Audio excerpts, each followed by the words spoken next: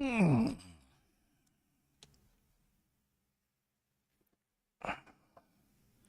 One of the funniest things that, man, I don't think my audio is ever going to fix. There we go. Sorry about that. One of the funniest things that happened. Hey, translation Chan. Oh, crappity. Just take that off for a moment. Is that all of my plans to do Christmas stuff. Christmas.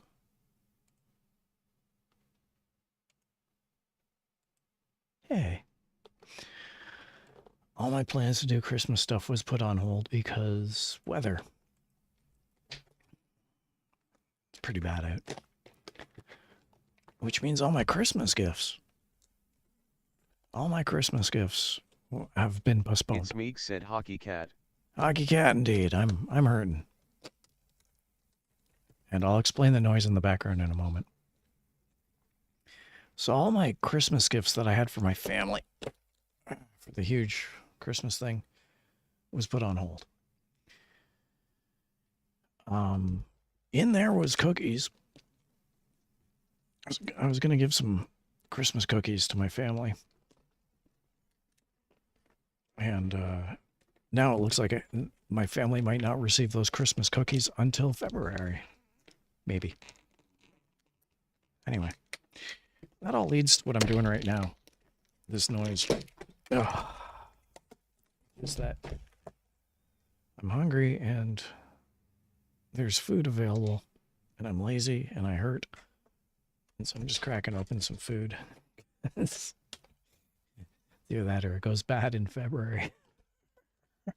Good morning, everybody. Welcome. Good morning. It's 8 o'clock at night. Hello, Meeg. Hello, everybody. No opening theme, no hurrah, no to-do, just me, Tethercat, hurting.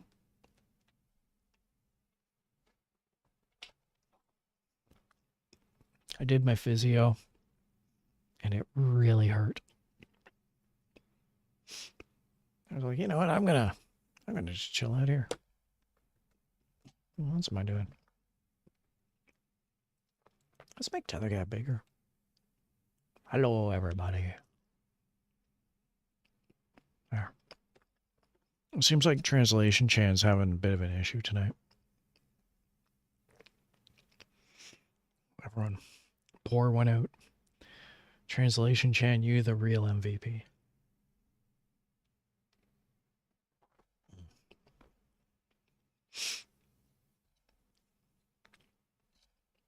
This is a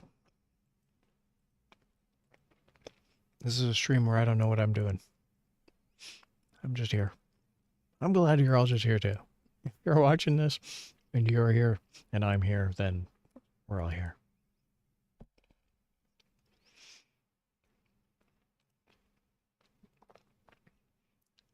I gotta admit, you guys are more here than I am. Oh man. Did a number on my arm. How much is a replacement arm going for these days? I remember back in the 80s, they used to have chop shops. You could bring a discarded body to a river dock and they would just one-to-one and suddenly you'd be walking out with a new arm and you'd be like, that's much better. I mean, I don't want to take any. It's Meek said he doesn't know about this deal. I don't want to take any if they're using them. So if Ignobler has 3 arms, then yeah, by all means, I'll take one, sure. Grab me one of his 3rd arms, and I'm on board with that.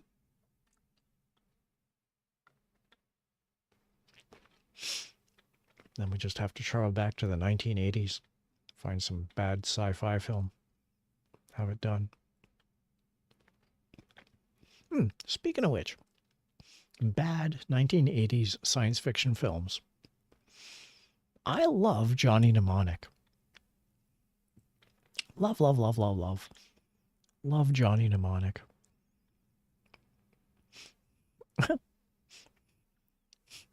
No translation, Chan. Keanu Reeves is not Sonic. I love Johnny Mnemonic. There you go. Thanks for catching up there, translation, Chan.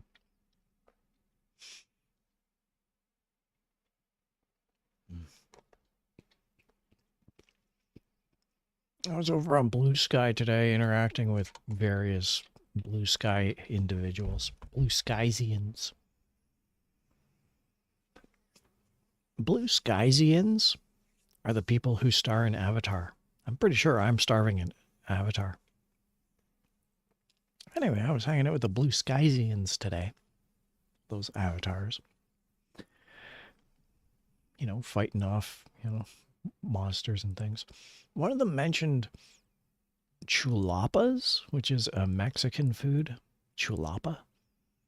So I said, hey, you know, those look pretty tasty. Apparently they're like tortillas, but fluffy. I've never had a fluffy tortilla. I don't even know that I've had a tortilla. So I went over to the web page of the local Mexican restaurant and typed in chulapa, question mark, question mark, question mark. And apparently someone actually received a chulapa at the local Mexican food Greed location. underscore 1914 said Doritos chip. I would dig some Doritos right now. Oh man, those would be so nice.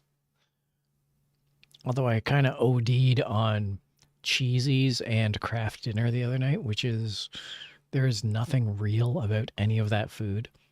So I don't know that I would actually be doing well on cheesies.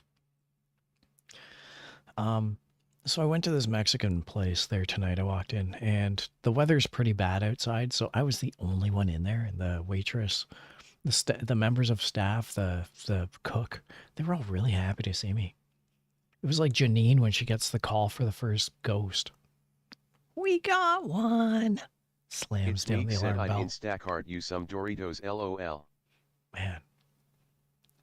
I don't even know what an Instacart is. Something tells me that's like online Dine Dash. Anyway. If I had to guess what you kids are calling it these days. Back in my day, we'd hop on our bikes. Go to the pop shop. If you're Canadian, you know what the pop shop is, and you're old if you get that reference. So I went to this Mexican place tonight, and I sat down and I said, I'd like some chulapas. And said the pop shop. And the woman who was serving me, she said, I have no idea what that is. The woman who works at a Mexican restaurant said, I have never heard of a chulapa. And right then and there, I knew I was in trouble. So I showed her a photo and I said, it's a fluffy tortilla. And she said, I've never seen that before in my life, but it looks good. She said, we have regular tortillas. Okay, well, what else you got? We have soft shell tacos. I'll have one of those, please. So apparently I ordered 3 soft shell tacos, and she said, we are so grateful you're in here tonight because the weather's crap and you're our only customer. And I got 4 soft shell tacos. I only ordered 3. I got 4 of them. Got some hot soup. Man, I love that Mexican place. They were playing some really awesome music too, like Hozier and a bunch of other stuff. They were rocking it. It was great. Anyway, so I'm all loaded up on Mexican food right now. That's the end of my story. Apparently, chulapas are the Mexican equivalent of pokeroo. That's that story. Yes, true lapas. Thank you, Translation Chan. True lapas.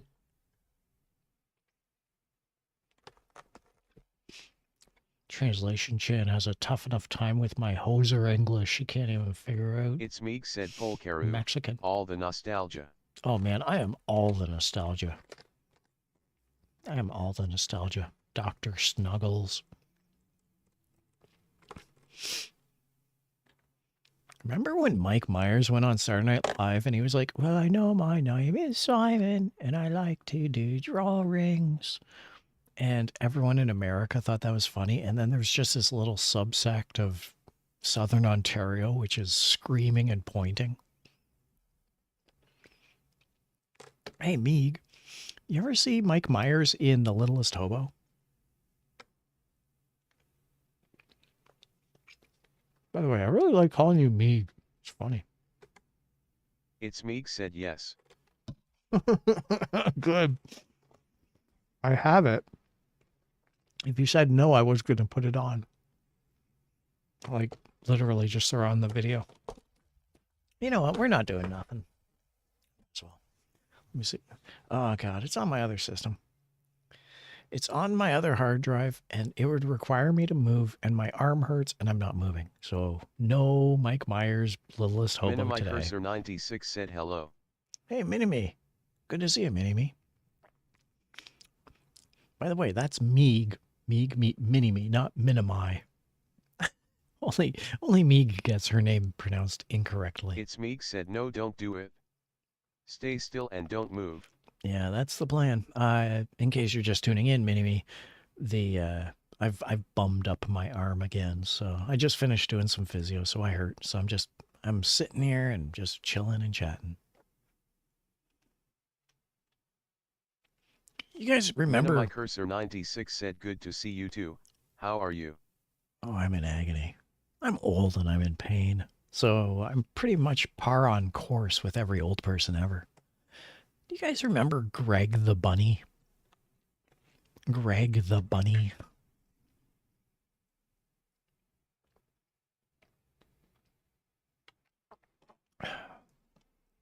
At first it was an independent show and then it got picked up by HBO or something like that.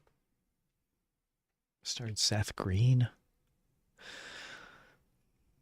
The whole premise was that it was like an actually nice Meet the Feebles, if you would. Puppets live in the real world, but are still puppets and do puppet things. And they're discriminated against, and it's just a group of puppets doing a happy-dappy little children's show, but then behind the scenes, their lives are just ruinous. All the inter-office drama. Minimicursor 96 said hopefully the pain will go away. Well, I'm only a few years shy of hopping on that ice flow. So we have that to look forward to, don't we, Mini-Me? Just the moment I reach that age of retirement, I'm on that ice flow and they're kicking me off the continent. Bye-bye, Gramps. Bye-bye. Hopefully the pain will go away. Bye-bye. Boot. Anyway, the reason why I bring up Greg the Bunny is because I actually, my holidays sucked this year, and the weather was so bad, and Christmas got canceled, and New Year's got canceled, and no one saw each other, and it was really isolated and lonely, just because the weather was so bad. And on, I think it was January 2nd or 3rd, like it was just a few days ago on the weekend, I met up with some old friends and said, hey guys, do you want to hang out? Do you want to go for a breakfast? And they said yes. And we were all like, yay. So we all went out and had some sausage and eggs, and it was really nice. And we had some stuff. We all had exchanges, and it wasn't gifts. It was crap we've loaned each other through the years. So, hey, remember that thing? Here, you can have it back. Oh, well, thanks. Hey, you remember that thing? Well, here, you can have it. I don't want it anymore. And while we're having this breakfast, my friend says, hey, Tethercat, we got your Bad Bunny DVD in the car. We're gonna return you your Bad Bunny DVD. Like, Bad Bunny? What the hell's a bad... What's a Bad Bunny? Isn't that the rapper that went to a concert? Like, what's a Bad Bunny? It's Meeg said little Bad Bunny. So, anyway, we finish up our meal, we finish up our pleasantries, we chat away, and finally we exit the restaurant. We're heading to our vehicles. And I'm like, Bad Bunny, what the hell is this? And yeah, my friend hands over a DVD, and it's Greg the Bunny. Here you go. It's your DVD. You know, there was no review upon handing it back. I knew instantly, by the way that my friend called it Bad Bunny, that my friend hadn't watched it. You can just tell. Didn't even crack open the case. Just held on to a DVD that I had forgotten about for 10 years.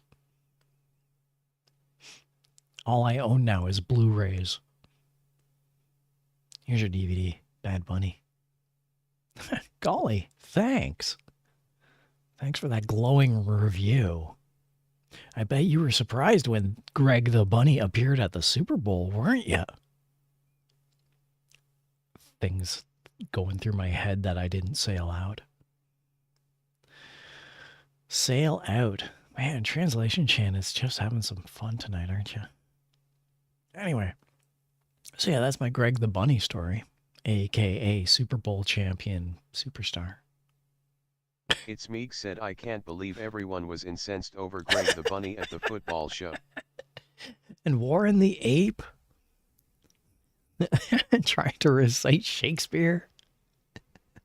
What was with that? What was with that?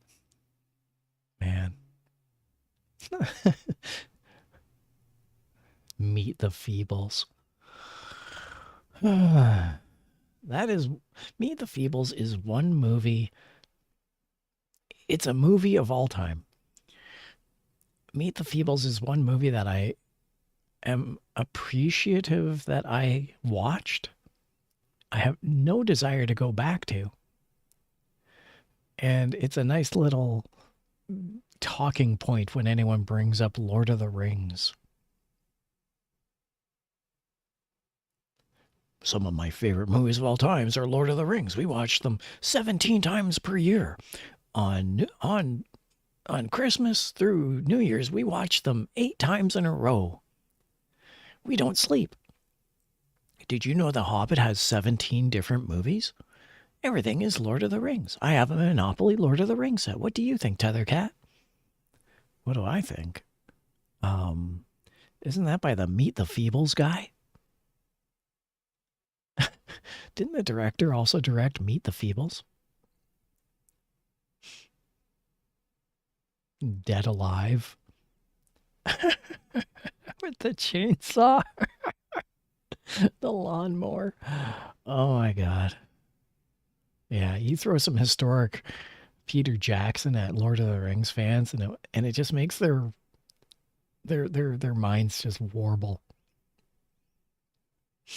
If the Lord of the Rings Monopoly set ever came out with expansion packs involving Meet the Feebles or Dead Alive, I would just be so happy.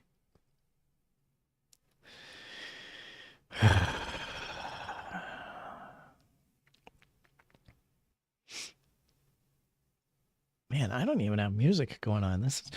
I was thinking, should I play a game? What am I gonna do? And yeah, I haven't done anything. Let's get some music on here. Do I want copyright strike music or personal music? Oh God. What's this one called? And what's this one called? I got some crap music on here. Properties. Okay. Let's run with this.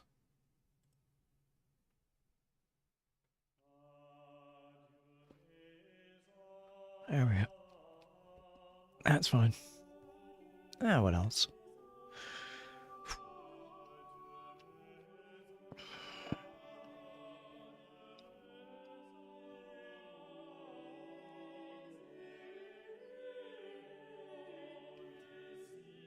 Got an ingrown hair that was bugging me, so I started scratching at it. You know, it became itchy because it's an ingrown hair, whatever. Anyway, I guess I scratched enough at it today. It popped out a little bit, and the thing was like 3 inches long. I was like, yeah, that explains it. Yoink. yanked it out there, and now everything's healing up really nicely. Yay. Happy, happy.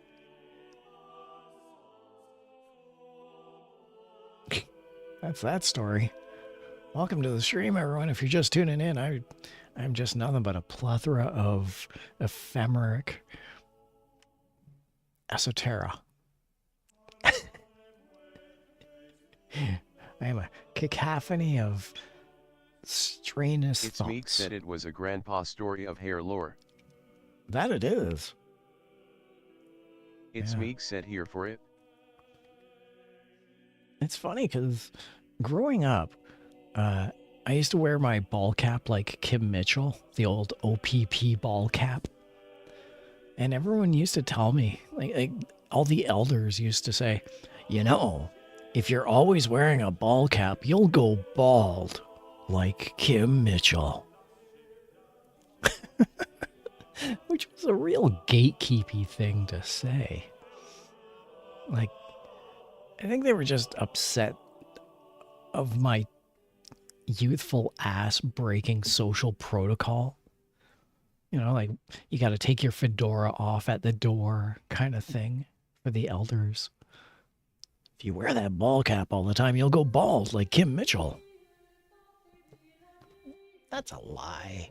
Kim Mitchell's not bald. And then one day It's he Meek took said off jokes his... on them. I'm into the balds. We're all into the balds.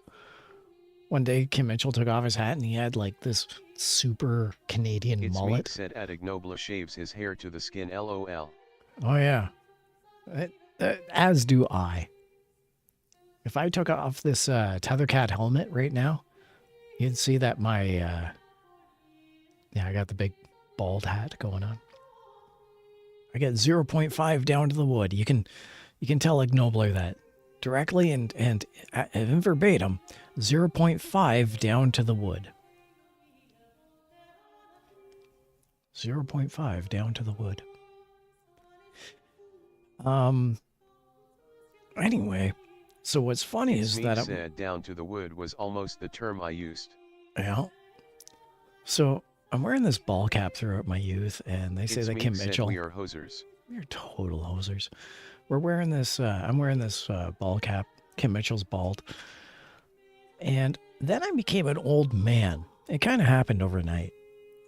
I was 20 years old until about yesterday, and now I'm just old. I'm ice flow age.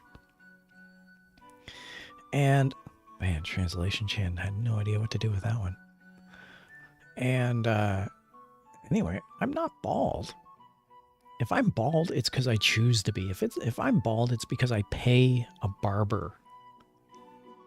Otherwise, I'm rocking this like serious hairdo. So when all this is to say that when I get ingrown hair, yeah, it means something. It's my grandpa, old man, hair lore. You know, it has some. There's some. I don't say it for the folly call of it. Sorry, I just trying to tie follicle into some sort of word pun. Anyway, that's my ingrown hair and Kim Mitchell story, I suppose. I met Kim Mitchell. Man, I met Kim Mitchell and I was an ass. But he was an ass too, so I think we canceled each other out. So, anyway, I was working at a place. I was at my occupation. And part of my occupation required me to get from point A to point B. That's my job. I got to get from point A to point B. That's my job. And I'm doing my job. Except that there's this bald-headed OPP leather jacket bastard in my way. So I'm like, excuse me, sir, I have to get past you. I have to get to point B. And Mr. Go for a Soda turns around. Mr. Patio Lanterns gives me the eye. He deems me to be less than nothing. and he turns back to his little entourage of groupies. Now, I gotta get from point A to point B. And Rockland Wonderland is in my way. But I have steel-toe boots. And... and oh mercy Louise, was he in for a shock when my steel-toe boots stomped on his open-toed sandals. I truly heard him yelp. He was left with a battle scar. I'm throwing out all the Kim Mitchell and Max Webster references here. _1914 said look out. I left him with a battle scar. That's a Max Webster pun. Anyway, Kim Mitchell totally gets out of my way and I get to point B. That's my only interaction with Kim Mitchell that I've ever had.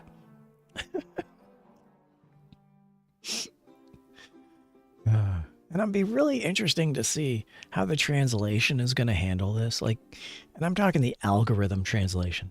So let's say that OPP Baldy is sitting there one night doing some eco surfing because his Q107 stream is over.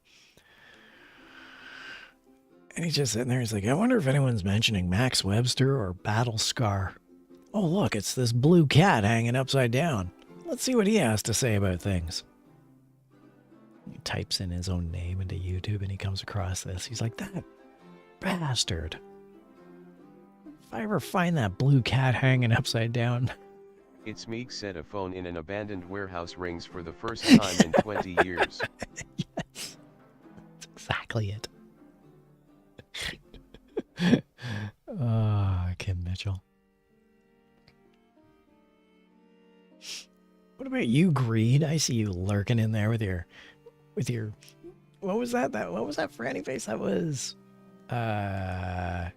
Look Out. Yes, Look Out. How up are you on Canadian pop culture? Because already in this stream, and it's only been going on for about half an hour, I've mentioned Mike Myers, Mr. Austin Powers himself. Obviously, I've mentioned Kim Mitchell. I've mentioned the Pop Shop, Pokeroo, a couple of other things here and there. So I'm just curious if I were to mention how if I were to mention how Hugh Dillon of the Headstones almost beat the crap out of me, but instead I ate all of his triangle sandwiches, would you even know what that meant?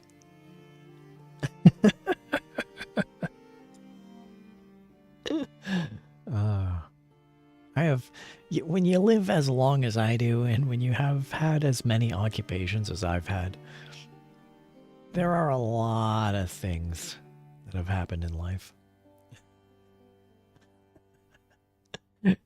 Hugh Dillon. Seriously, that guy. It's Meek said we haven't prattled on about the local crappy tire yet. Canada intensifies. Yeah. I wrote, okay, so Meek, I don't know if you know this. Some of my chat knows this. I'm a writer.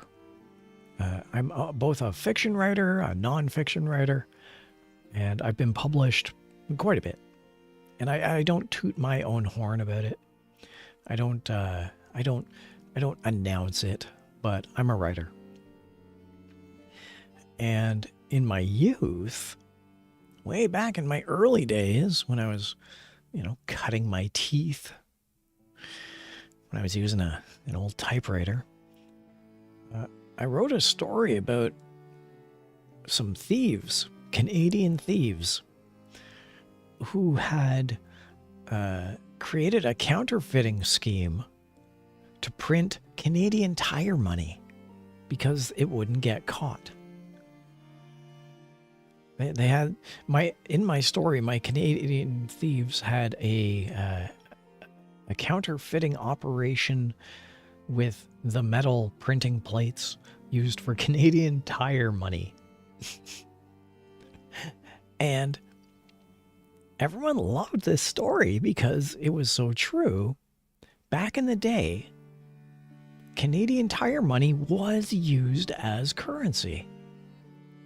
It was informal currency. It was not legally bound currency. But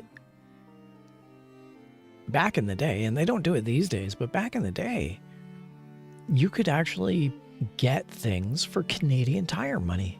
And then you could take that Canadian Tire money and go and exchange it at Canadian Tire. So anyway, I wrote a story about counterfeiting thieves that a lot of people really enjoyed.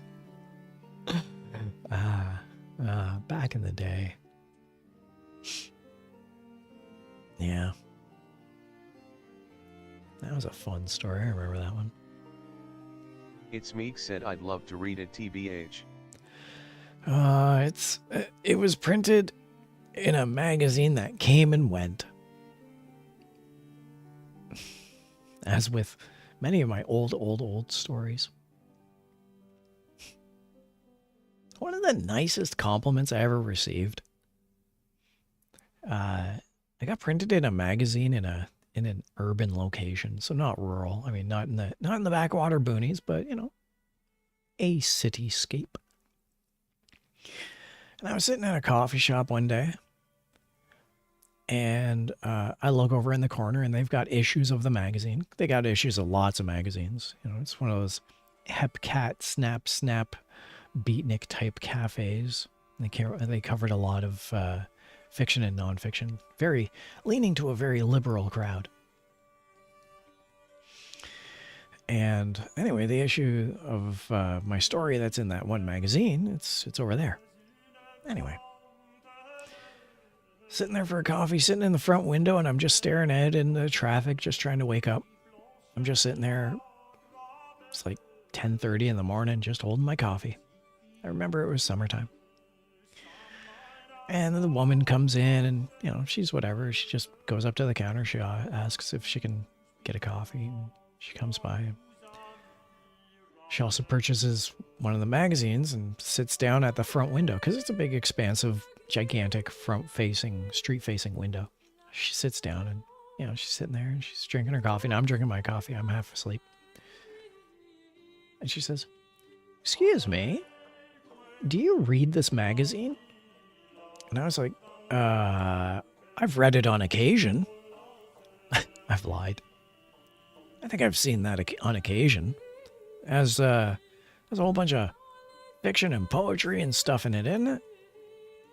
Yeah, and there's like local and regional authors and poets in there and artists. It's really nice. It's really great. You know, last month there was this one story in there and it blew my mind.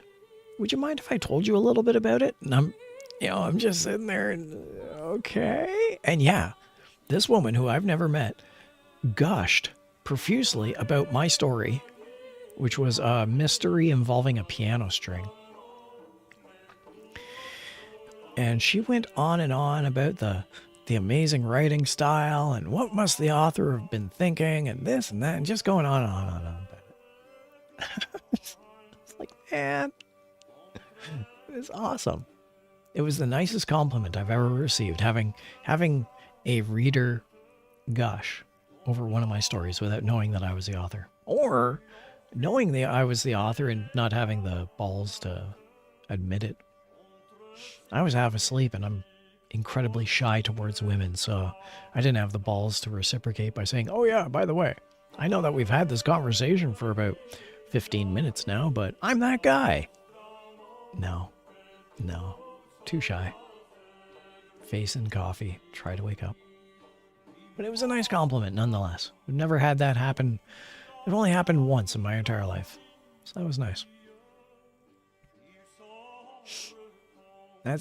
I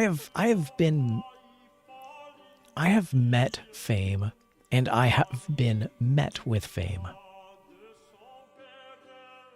How's that? Yeah. I've been on both sides of that coin.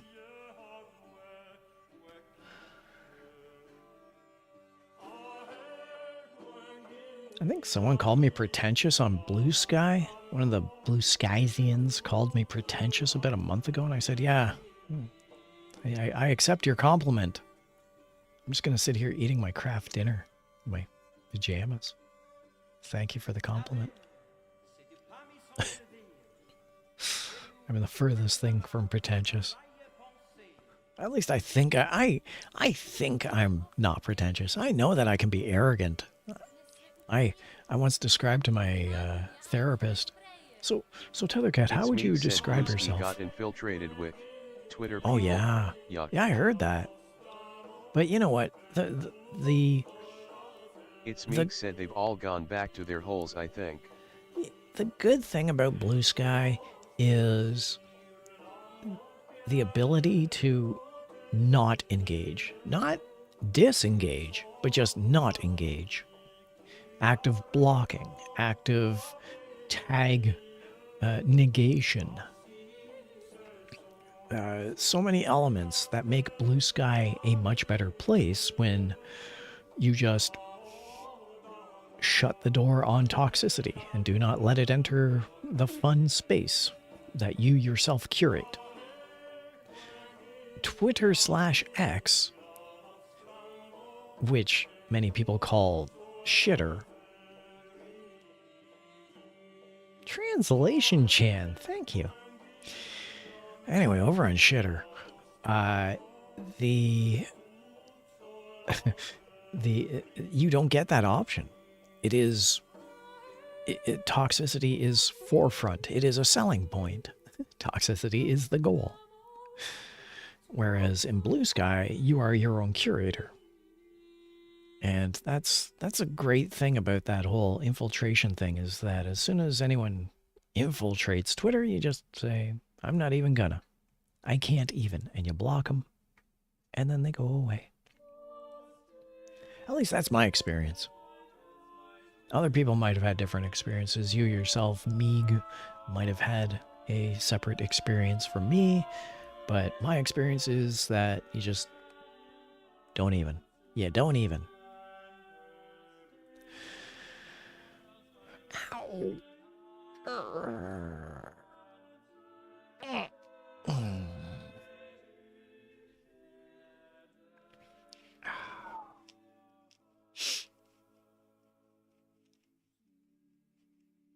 Mind ya,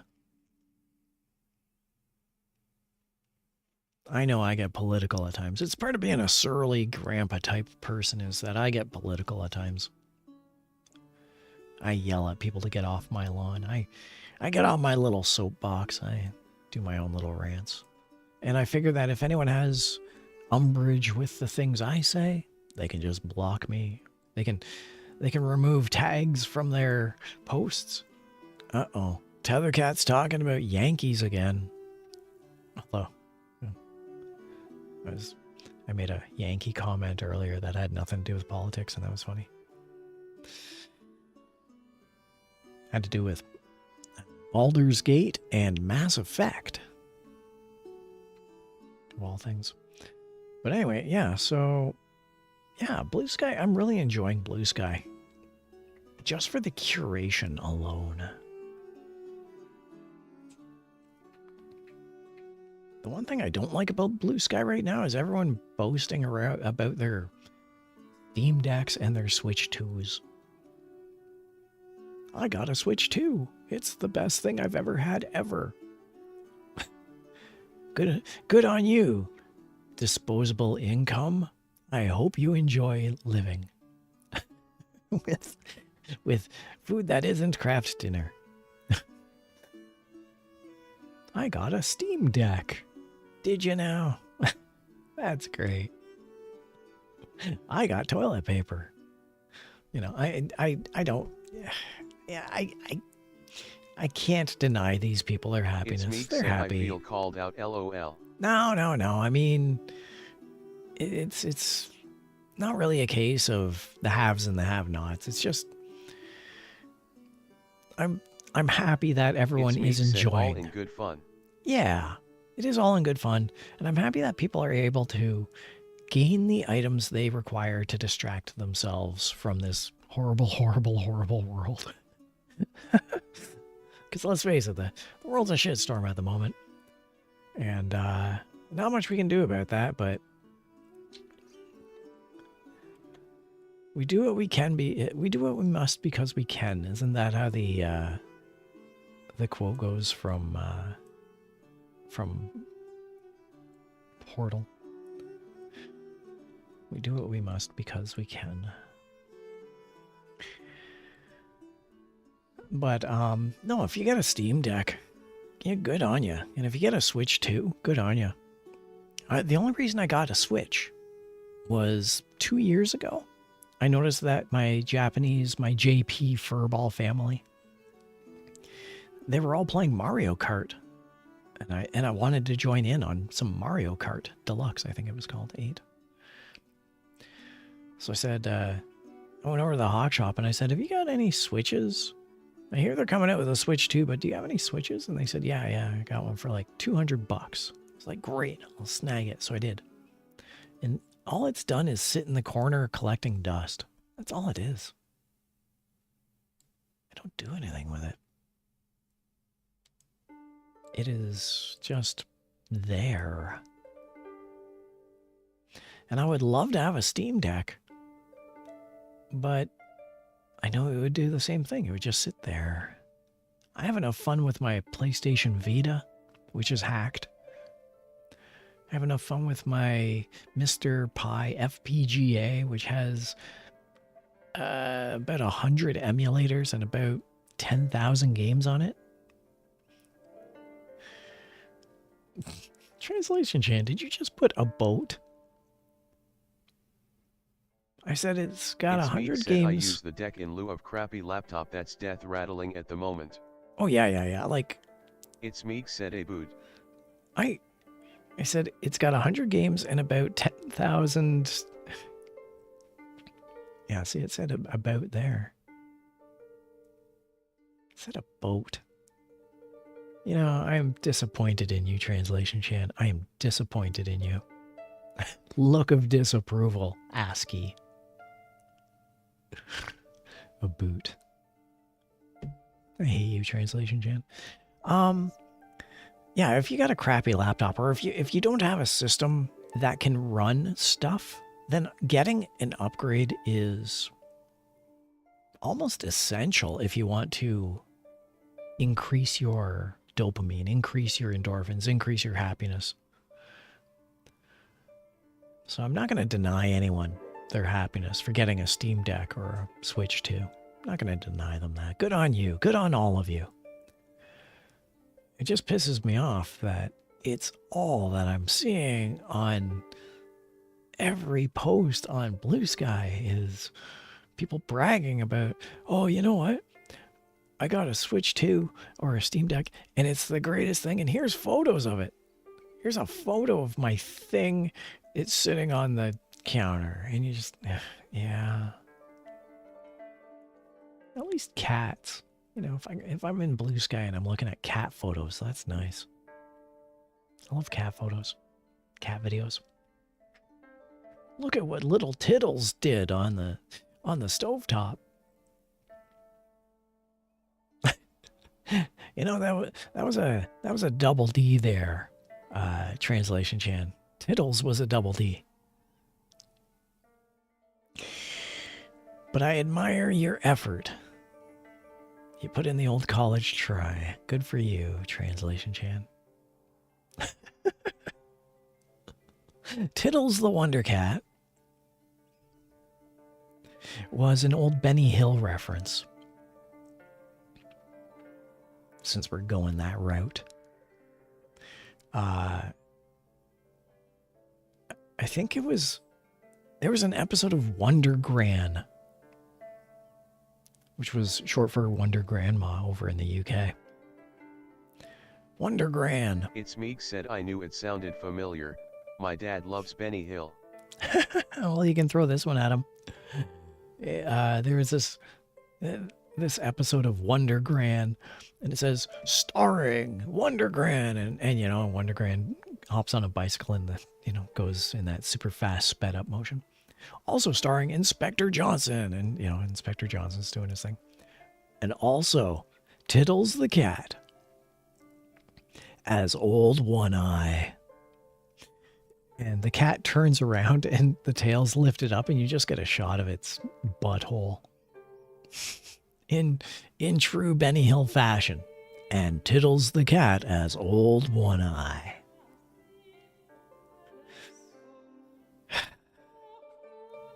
Translation Chan's really having a problem with that double D on the word Tittles.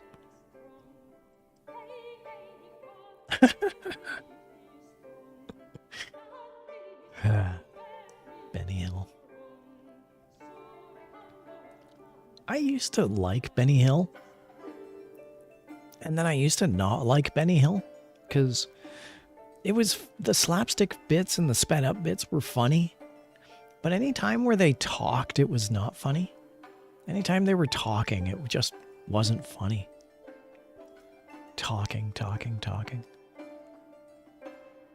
And then I grew up, and I learned that the talking bits were hilarious. When Benny Hill erupted into a song, those songs were full of such innuendo and wordplay. The wit was off the charts.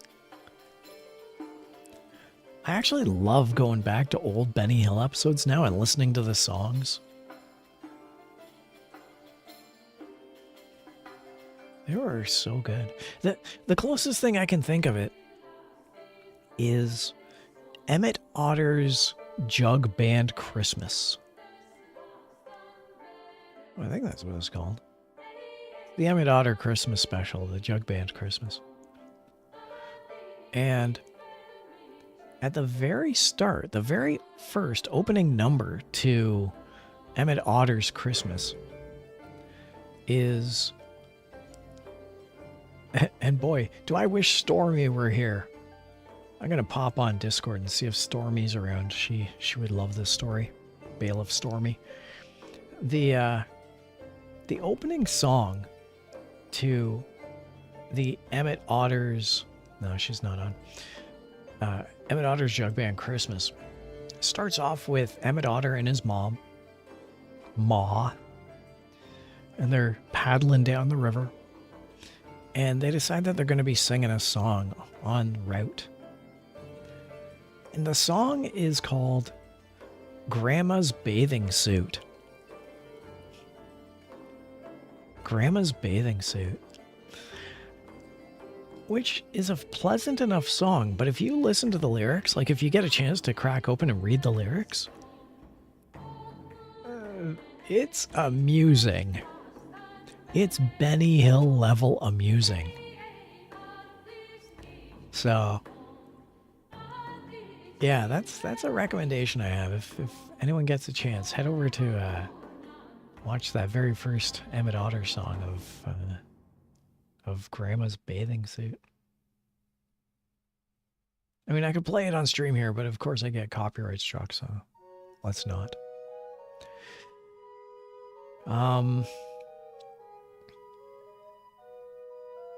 Yeah, what else?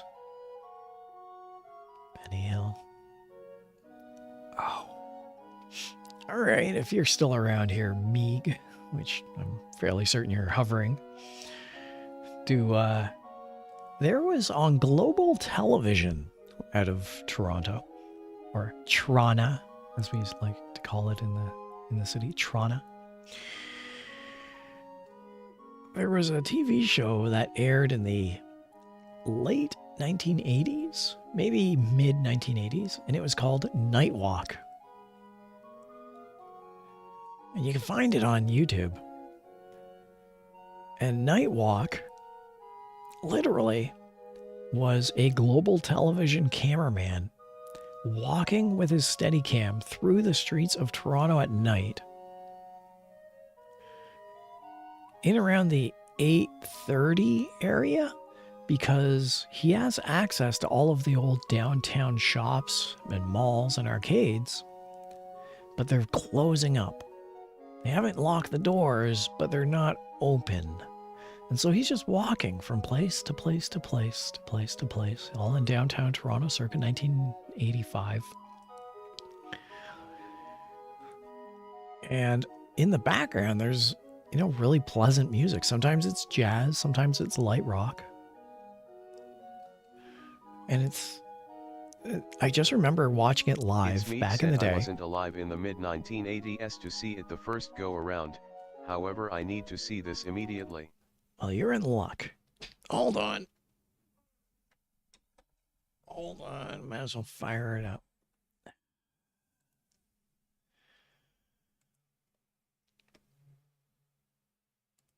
They are half-hour episodes, so clearly I'm not going to show the full half-hour episode, clearly. But there's no reason I can't show some of it. There we go. 1986. So this is on YouTube.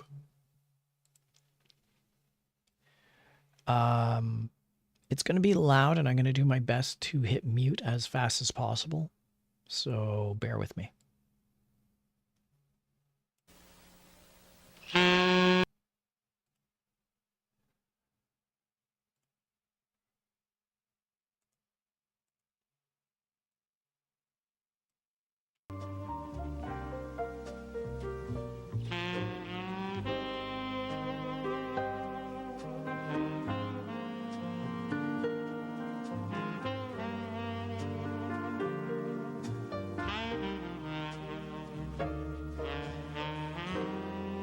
Night Walk, 1986.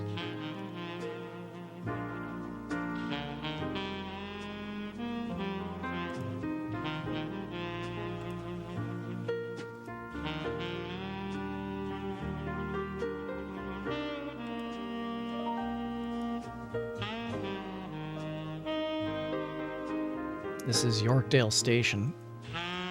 I think it's Yorkdale.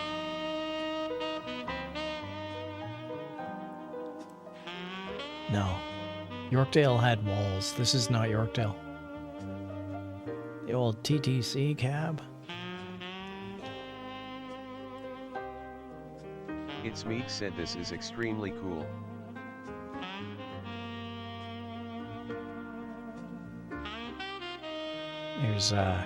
There's people on the trains. So this is on YouTube. You can actually go onto YouTube and watch this. I'm pretty sure it just feels like Yorkdale.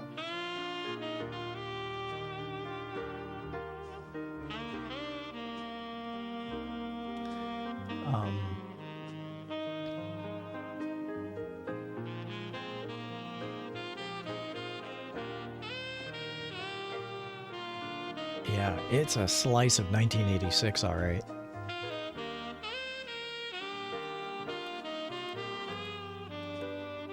And I remember watching it, and live. I mean, it wasn't live. This is all taped, but it was, you know, live as far as being back in the day. And, oh man, these old cars. Take a look at how many issues of the Toronto Sun are just hanging out on the seats, discarded on the floor. What is that, a pizza? Petich2598 said hi. Oh, welcome aboard, Petu. How's it going? I'll call you Petage. Chat Rat calls you Petage, I'll call you Petage. Welcome aboard. We're watching some Night Walk. This is Toronto circa 1986. And I'm playing the music and it might get copyright struck, so you know what? Let's put back on my music. So that I don't have to copyright strike the entire thing. Do not lean against doors. Petich2598 said, yo, you remember me? Your name's not familiar. Unfortunately, I don't remember you. And I apologize. But your name's not terribly familiar. Oh, look. Cameraman got to the front of the TTC car. So this is an actual look at where the above-ground TTC rails are. You can probably see a bit of the Don Valley Parkway.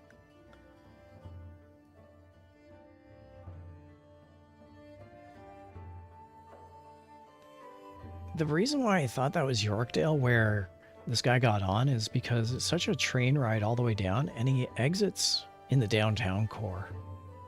I don't think it's Union. It's probably around St. Patrick, maybe, but anyway. Maybe Osgood. Petage2598 said you played the game where you were like a Oh, spider yeah. and webbed. I loved Webbed. Once again, I don't remember yet, Petage. Petage said I don't know if you remember.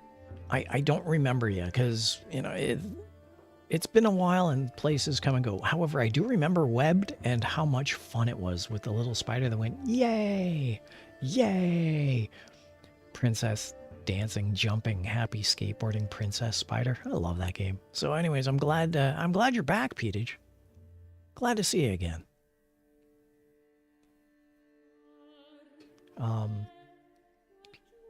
Yeah, this is a slice of Toronto history. Let's see if we can find out what station this is.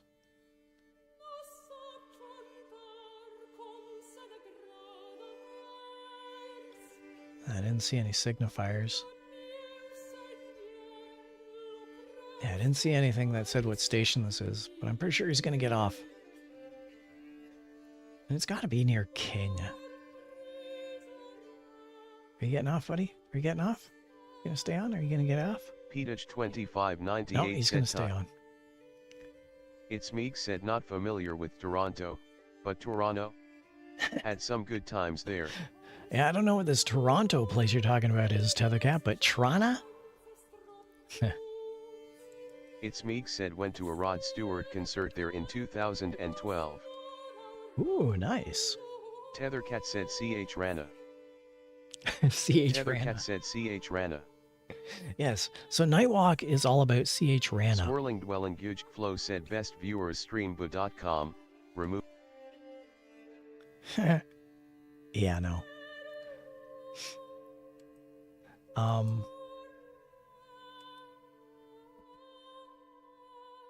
don't know what station this is. This could be Union, this could be anywhere. Rod Stewart, 2012.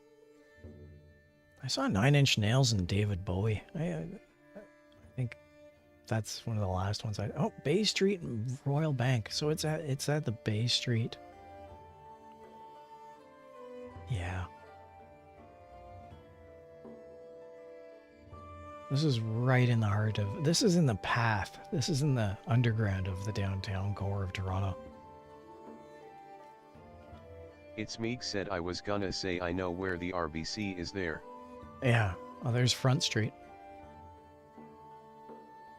So this is where it gets good, is now this camera is going to go up.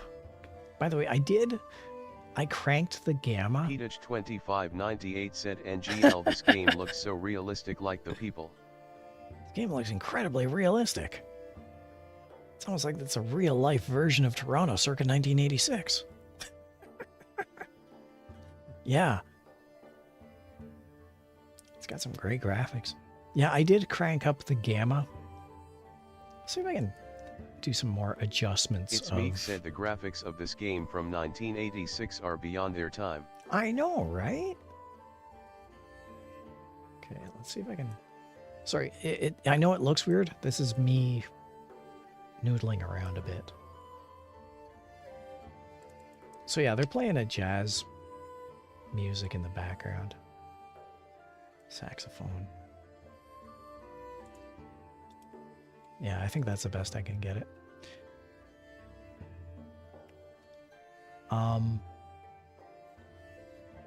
But they were also playing light jazz and light blues. Oh, here we are. We're getting into the King Street. At one point, Sam the Record Man, the Zanzibar shows up, I think, in this. So, everything's all neon. Everything has neon signs.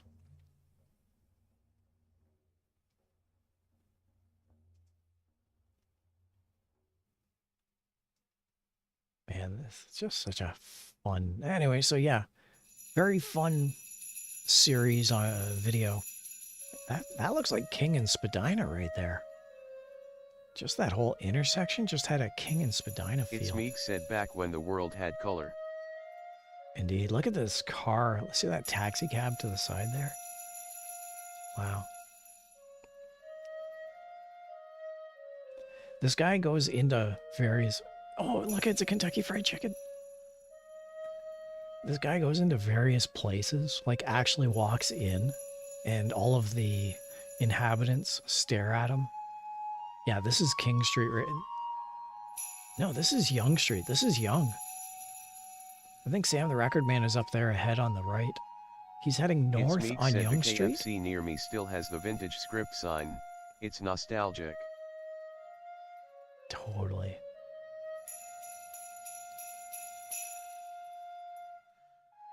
I tried to place at one point he walks through a downtown, or sorry, an underground mall, and he walks past a movie, a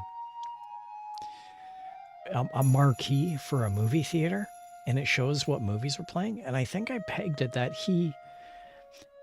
this episode aired in 1985, but he walked around specifically on the weekend of August 8th, 1984. Yeah, that's the Pizza. Again, he's all on Young. Yep, you can see up here in the distance, you can see the... Where can I do this? Sorry, I'm doing some... Petage2598 said, what should we do in this game? Right here. This flashing thing right up here. That's the... Sam the Record Man and God, he's right on the heart of Young Street, circa 1986. What do we do in this game? We we go into electronics stores. I have no idea who that guy is. He shows up sometimes and he just waves people in. I think he was trying to advertise, say, hey, come on, I'll show you my stuff. And the cameraman had none of it. He was just like, nope, that's not what the camera works about. Meek said we go back in time and reminisce when we could afford to live. It's me 80 rip. Yes. Here we go. Here's where all the music is. All the old albums and LPs, Masterworks. That pizza, to my knowledge, that pizza is still there. I think they tore down the Sam the Record Man, but that pizza still lives on. I wonder if you could go in there in 2026 and say, I remember you from 50 years ago. Can I get a free slice of pizza? For those of you who watched the Incredible Hulk film, The Incredible Hulk, Sam the Record Man, this is in the background of the big fight scene between the Hulk and Abomination. That was Ang Lee, 2003. Yeah, take a look for that Sam the Record Man sign right there in the background of the Incredible Hulk film.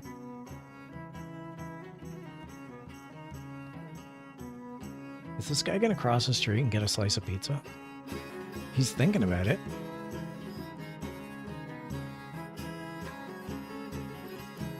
No, I think traffic got too heavy. He's gonna walk. So, anyway. Oh god, this music is... The music is obnoxious.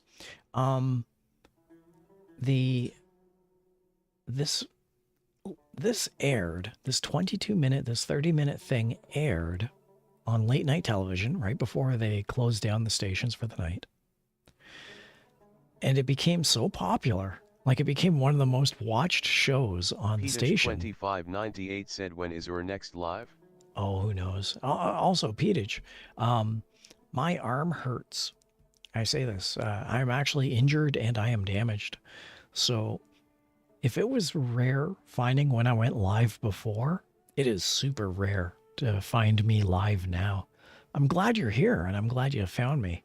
But I can't commit to any type of schedule. It's really sporadic. I didn't even know I'd be streaming tonight. I didn't even know I'd be on an hour ago. I just figured I'd pop this on and have some fun. I didn't know I'd pop on Nightwalk. But yeah, this became the most popular show in 1985. And it spawned, I kid you not, it spawned another version of Night Walk in 1986. It spawned a show called Night Ride. See, right here, see this? He's on a TTC rail car. So he's actually riding the rail. And Night Ride, the show Night Ride, is this, where it's just him driving around inside his car, which I assume is a convertible, and he's just pointing upward. And just showing the skyline of 1986 Toronto. Anyway. All right, that's enough of that. That's enough of that.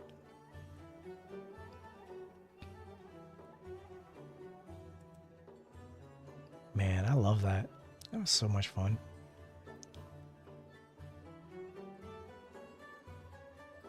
But I got other ones in here too. I'm curious with the... There's the Littlest Hobo. No, that's not the one I was looking for. I was looking for the Littlest Hobo. The one with the Mike Myers. I think I got it around here somewhere, but it's not readily available. Anyway, I'll close that down a bit. So yeah. Back when we could reminisce and afford to live. Ow. Ow, ow, ow, ow. I gotta admit, the 80s were a good time if you had money. It was a time of cheap electronics and disposable income. Electronics. Edith2598 said, "Oh, you are one of my favorite YouTuber." I think I was a YouTuber until I played that spider game, because Web was so much fun. I think one of my favorite series of streams was the 5-episode Webbed series. That was just so much fun.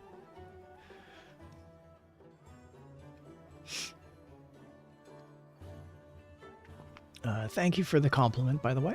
Appreciate it.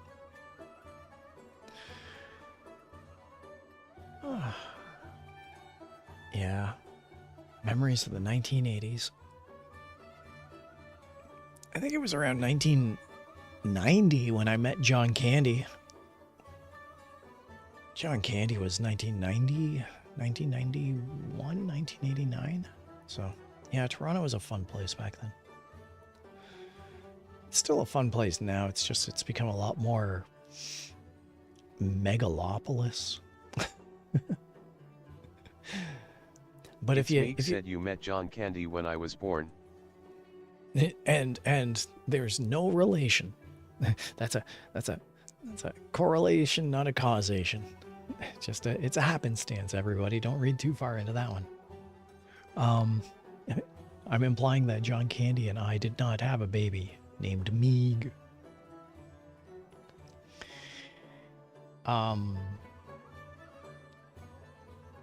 I lost my train of thought. Oh yeah. Toronto nowadays has become a megalopolis. Like, it might as well be the city in Akira if you're in the downtown core. It's Meeg said would have been cooler if that's where I came from, TBH. It would have been cooler if that's where all of us came from, Meeg. If you stick to the outskirts of the downtown core, if you stay on those side streets and like up near Kensington, you know, if you stay on the back roads, the communities of Toronto are really fun.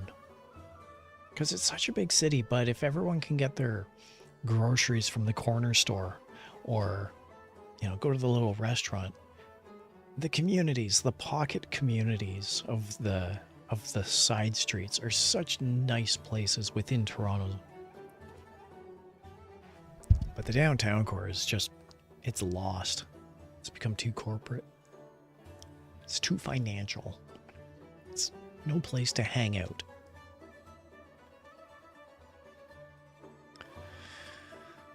Wow. I don't think Nightwalk ever went inside the Silver Snail. Hey, Meeg, do you remember? Oh, okay, Meeg. Since I'm on the topic of prisoners of gravity and I have my... Where is it? Where is it? Prisoners of Gravity, where are you? There it is. Okay.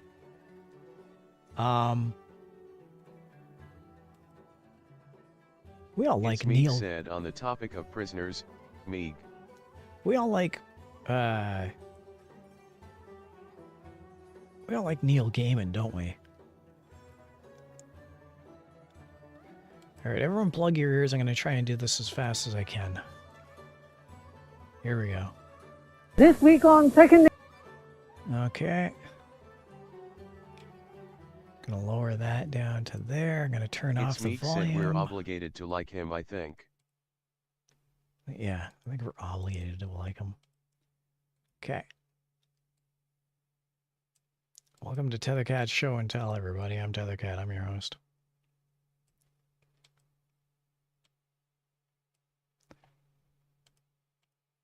Okay. I'm just going to lower this down to about here. Unmute.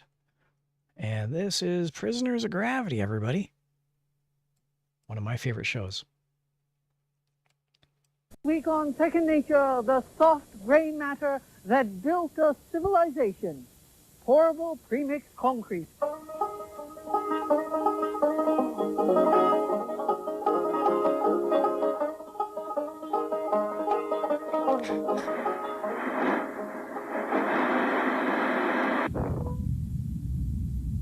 Once upon a time zone, a poor lonely prince lived in a tiny dungeon in the sky, above even Jack's beanstalk. It's Meeg said this prince song will was never very unclench handsome from my brain. and terribly clever and marvelously modest. Same. He wore a powerful talisman, and he had many magic crystal cubes and a nano-cybernetic 3000 computer named Nancy.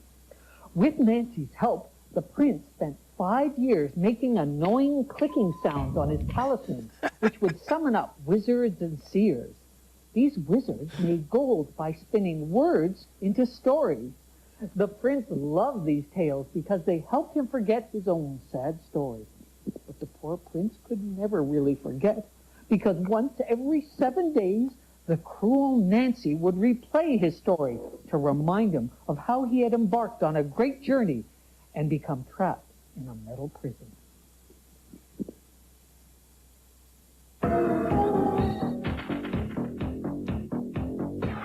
Prisoners of Gravity is the greatest science fiction show ever. So, this artist, this is all comic book art. And this comic book artist is a Torontonian named Ty Templeton. I met Ty Templeton at a comic book convention about 3 years ago. And I said, I just really wanted to thank you for doing Prisoners of Gravity.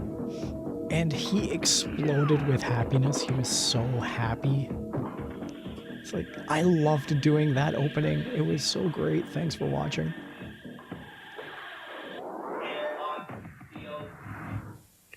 Greetings, Prisoners of Gravity. This is Commander Rick. Newsweek magazine recently reported that Golden Books plan to publish sanitized versions of classic fairy tales. Well, they won't be the first to try to remove the violence and terror from Hans Christian Andersen's 19th century fairy tales, or the Germanic folklore recorded by the Brothers Grimm in the early 1800s, or tales like Cinderella and Sleeping Beauty, which Charles Perrault collected in 17th century France. But wait till they see the new fairy tale novels by dark fantasy writers like Peter Straub, Jane Yolen, and Clive Barker, or the S&M version of Sleeping Beauty from Anne Rice, or the exciting new comic book project from Neil Gaiman and Charles Vess. Charles, I heard you and Neil Gaiman are working on a modern fairy tale comic called Stardust, and I loved your illustrated version of Little Red Riding Hood. Why do you find fairy tales so fascinating? Well, don't know. It's the thing I like about fairy tales is that they are stories that are written by an entire nation instead of one person, and they've been honed over hundreds of years to apply to the psychology of all those people.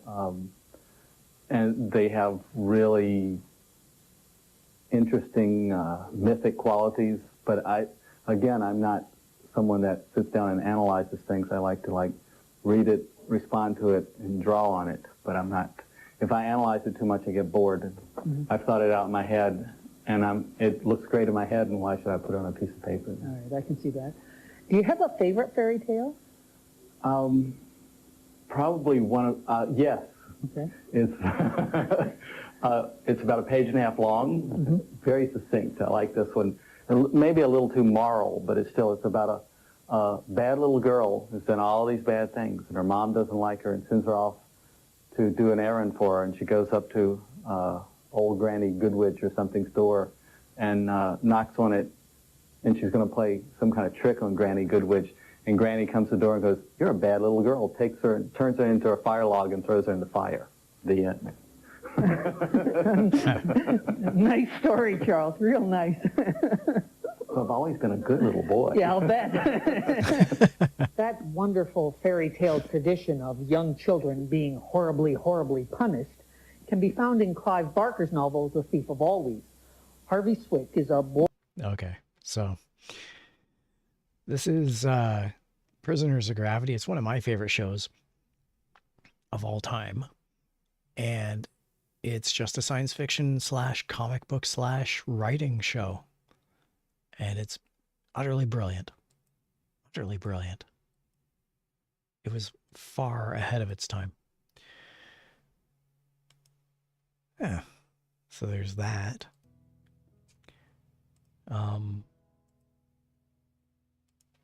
Yeah, Prisoners of Gravity, eh? This is the problem, is that I just find things online and I accrue them. Everything I find, I try and toss into a gigantic digital pocket so I can pull it at a moment's notice. Oh, 9:23.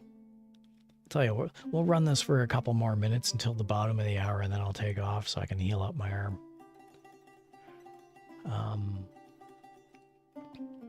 The Attack of the 50-Foot Woman, Ghostbusters, Buster Keaton movies, Doctor Who, yeah.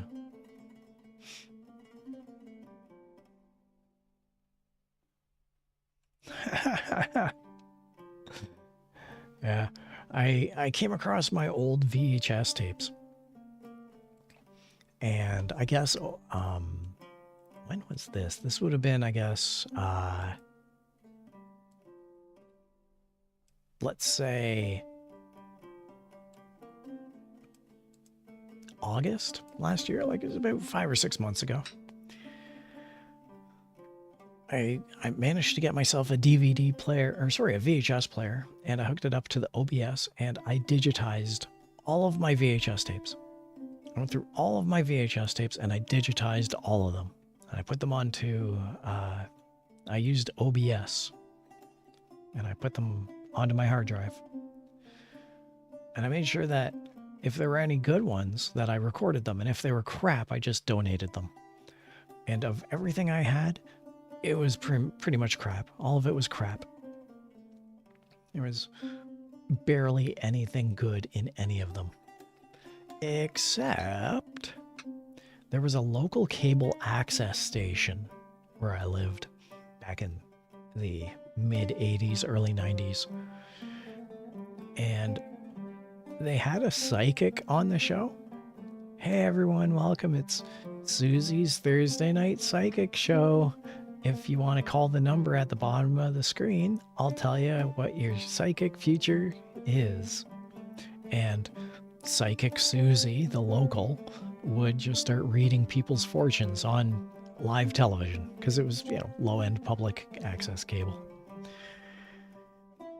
But she couldn't just read the fortunes, so she had to try and find people she could interview. She had to bring on special guests.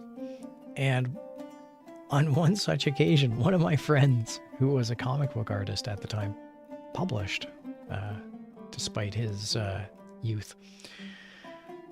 I guess he would have been not quite 30 years old, so that's pretty impressive.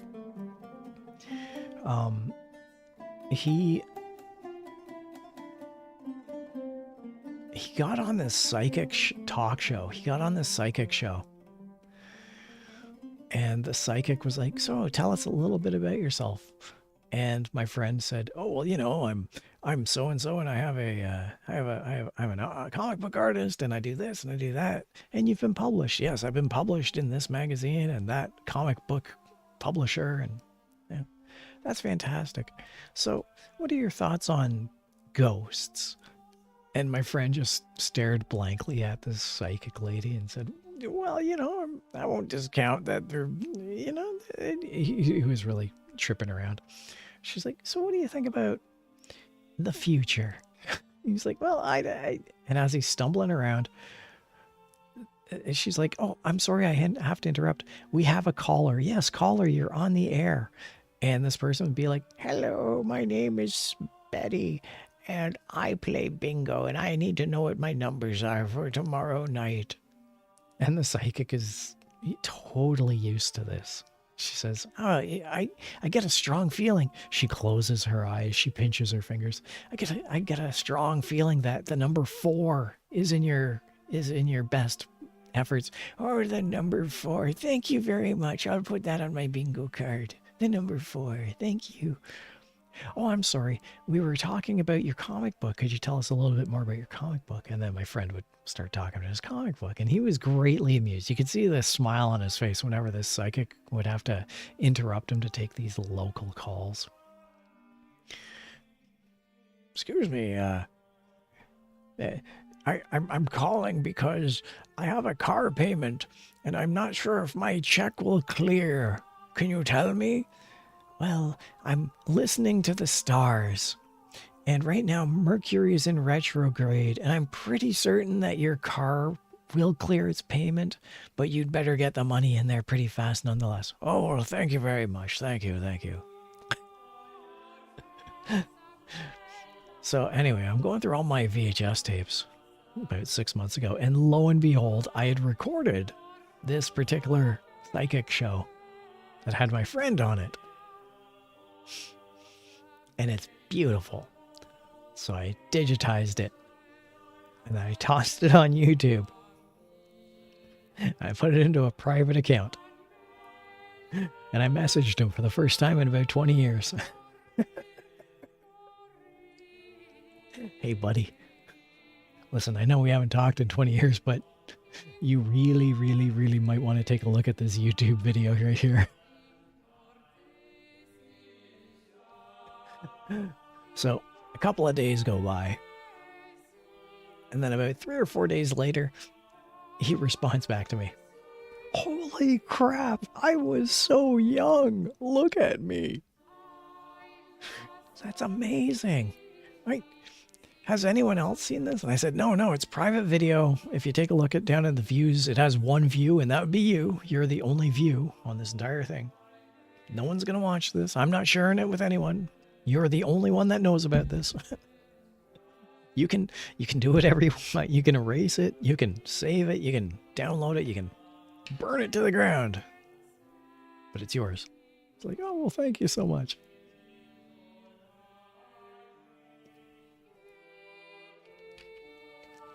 And then we caught up a little. That reminds me, though, I said to myself shortly after I did that I was going to commission him. I said to myself that I was going to commission him for some artwork, some Tethercat artwork. I got to get on that. Got to throw this friend of mine some coin. Yeah. But anyway, so that's the story of, if you get a chance, if you have VHS tapes. Tethercat has met all the cool/famous people, and I'm jealous. You're right, though. I have met all the cool, famous people. I haven't even met just some of them. I've met all of them. I said that I was a writer, and I tried to get in. It's Meek said, accept me, of course. Yeah, except, well, I've now met you virtually online, so I mean, that counts. So I can just check off that checkbox. The funny thing is, when you're a writer, like I am, when you've been on both sides of that fame coin, you tend to meet a lot of people. You do something and it's in the public eye, And you tend to hit places where you don't expect to go. I alluded on one of your streams, I think from last night, that there are certain communities online. And I tell you, when you become integrated, when you become a person of note, a person of substance in particular communities, they notice you. And then that leads to one thing and that leads to another, and then suddenly and I'll put a gigantic asterisk in this. So take this for what you'll have. Asterisk. Suddenly you're calling the American authorities across the border on tax evasion. Minimi Cursor 96 said Guampa popular. Guampa popular. That's a tongue twister. I'm surprised Chat Rat was able to handle it. I can't handle it. Said next thing you know you're hanging out with John Candy. Next thing you know, you're stomping on the toes of Kim Mitchell. And the other thing is, everyone knows someone. That whole 6 degrees of Kevin Bacon is an absolutely genuine, true thing. I've starred in movies. Oh, here's a fun one for you. Here's something you don't know about Tethercat. Tethercat, in a film that is currently on YouTube, Tethercat has played Gordon Freeman. Go onto YouTube, try and find all the Half-Life videos you can ever find. And if you find one and it's got Gordon Freeman in there, that's Tethercat.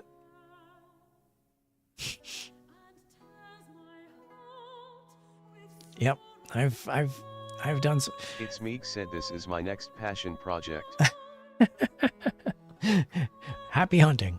I remember I was hanging out with a buddy of mine. He had just gotten married in Vancouver. This would have been 1995? 1995? I'm hanging out with my buddy in Vancouver. And because he's showing me around. I'd never actually been to Gastown, and he's saying, oh yeah, this is what it is. You know, you're only here for a few hours, so this is what it is. So we're just walking around downtown Vancouver. We're just having some fun. We walk around a corner, and we're just chatting away, and we're just laughing. And then we hear this voice, this really angry, loud, yelling voice, yell, cut. Cut! So my buddy and I, we stop in the middle of the street. We stop because everyone else stops. Someone yells cut, and the entire sidewalk stops. And this guy wearing a beret gets up out of a chair behind some equipment and walks directly over to me and my buddy. And he points at us.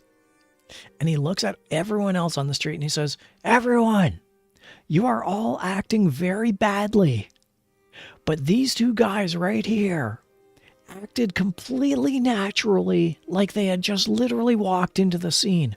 I want all of you to pretend to act like these two. Now everyone get back in position. Ready to roll. And he looks at us and he says, thanks. And we smile. We're like, no problem, man. So he says, everyone back in positions, starting positions. So my buddy and I, in downtown Vancouver in Gastown in 1995, we turn around and we go back into the alleyway that we were just chatting and hanging out with. And we look at each other and we start laughing. And then we just continue our conversation. We just continue our conversation as if nothing happened. It's Meek said, was it a raspberry beret? The kind you find in a second-hand store. Na, na, na, na, na, na. Kind you find in a second-hand store. And we hear action. And so my buddy and I, we just start walking again. And we continue the conversation as if we did not have a 30-second interruption. And we just carry it on. And we walk past the cameras. We walk past the director. And anyway, from behind us, and we're about to leave. We're just about to continue on. And we hear, cut. And, you know, everyone does their thing. An assistant director, an AD, runs up to us with a clipboard and says, are you guys on this list? And we both say no.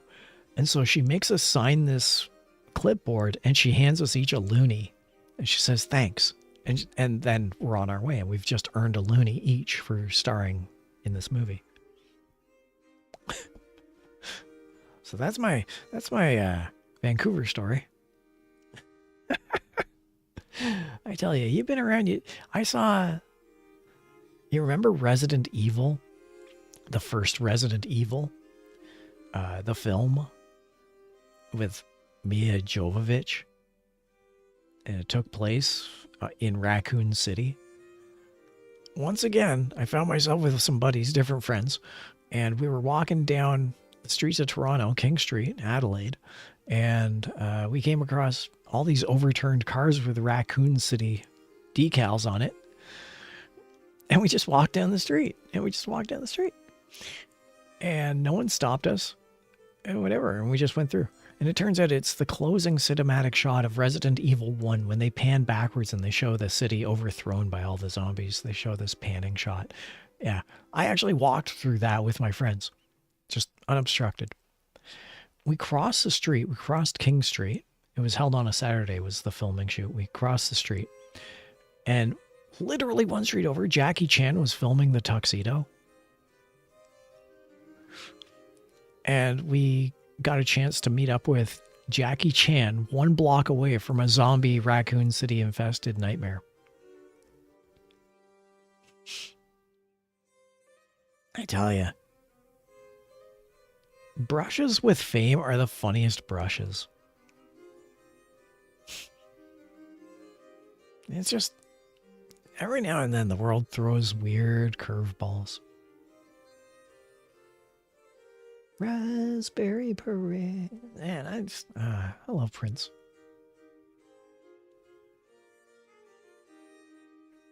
I never met Prince. Prince was from Minnesota, I think. He would have been cool to hang out with. Oh man, I am now way past the bottom of the hour.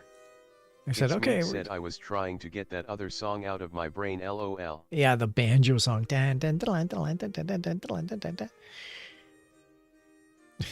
You're the one who plays Nancy Drew. It's your fault, Meeg.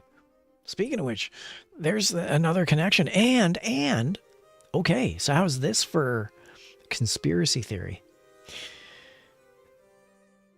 Prisoners of Gravity was a series that showed between 1988 to 1994, 1995, as you saw in that clip. And Commander Rick is stuck in space, and his computer is the nano-cybernetic blah, blah, blah, known as Nancy. So he's got this opening banjo music, and his computer's name is Nancy.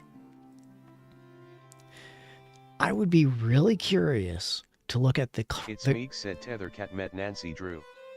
I can't believe it. Almost. I didn't quite meet Commander Rick, a.k.a. Rick Green, but I came very close. So what do you think about the connection between the banjo music and the fact that Commander Rick's cybernetic computer is named Nancy? So you got the banjo music and you got Nancy. And then, in around 1995, whatever that Nancy Drew game that you were playing was, had both Nancy and that banjo music. I don't think anyone has ever put this equation together quite like we're doing right now. I think that there's a direct correlation. I didn't realize it. The banjo music was, yes, that's the same banjo music. But I never clued in on the Nancy thing until just watching that clip. I'm interested to see who worked on that Nancy Drew game that you played, and if any of their credits appeared. It's me said some of the Prisoners game of devs have Gravity. funky tastes, so I do wonder if it's connected somehow. If the game devs aren't former employees or connected directly to Prisoners of Gravity, then they were definitely fans or inspired by. I'm going to go back and I'm going to see if I can find out, because that's a fascinating connection, which I had not discovered. Said I'm actually planning some podcast ideas regarding Nancy Drew, so it gives me a research point. Yeah, well, I can try and do some digging on my end. Can't promise anything, but I can at least try to do some light digging. Ask them what their connection to Prisoners of Gravity was. Oh, crap, you know what else I wanted to do? Let's see if I can find it here. Because I keep mentioning Tales from the Gimli Hospital. I don't have Tales. Pangillion? No. Alright, let's see if I can find it on...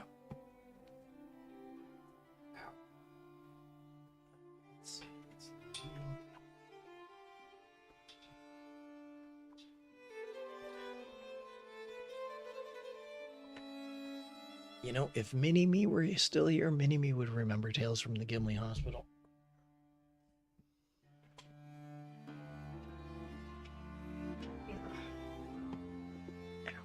Okay.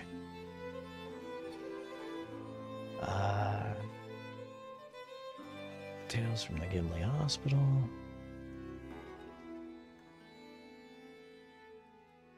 No.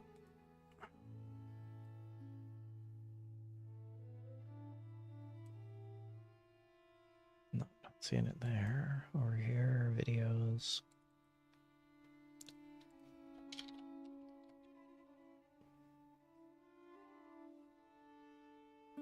Nope. Minimi Cursor 96 said, yeah, I think I remember. Yeah, you remember that black and white Canadian thing with the guys slapping each other and all the fish? That's the Tales from the Gimli Hospital that we watched, which was just brilliant, I might add. And then on top of that, Meg here, Meg plays Nancy Drew games on her streams. And she played one which took place, I think, in Finland. But it had such reverberations of Winnipeg and Gimli Hospital that I couldn't help but notice the correlation. Somehow I don't seem to have it on here. It's a travesty if I don't have it on here. It's an absolute robbery if I don't have it on there. I am shocked, horrified, and dismayed simultaneously. Nope. I have it. It's on one of my hard collections somewhere. I can't find it. I'm gonna have to go and reacquire said it was so lovely. Set in Iceland. Iceland, that was it. Yeah. Anyway, I apologize I won't be able to show one final video clip tonight, but if we all head on to YouTube, I'm pretty sure we could find Tales from the Gimli Hospital. Mini-Me, you're excused from that assignment because you watched it. You suffered through it with me. It's a brilliant, brilliant 90-minute fever dream. Okay, on that note, my throat is starting to go, and I am incredibly tired. And my arm still hurts. So I'm going to take off. We're going to end the stream. Thank you, everyone, for showing up. Meeg, I'm going to try and do some more research on that Prisoners of Gravity connection to the Nancy Drew series. Which baffles me. That banjo music was from the horse one back when you were playing the Western, wasn't it? The Gold Rush. I'll keep my ears open for that one. Yeah, everyone, we're going to be taking off. Thanks for watching. Appreciate it. Have yourselves a great evening. Have yourselves a great week. Said it was from the game Secret of Shadow Ranch. It's Meek said thanks for stream. This was fun. I'm glad. Minimi Cursor 96 said take care and good night. Yeah, and we also met up tonight with Petage. So it's good seeing Petage again. All right, everyone. Have yourselves a great night. Do your best. Weather the winter. We're into brighter days. Eat good food. Get some good soup. And above all, thanks for watching. Have a great night, everybody.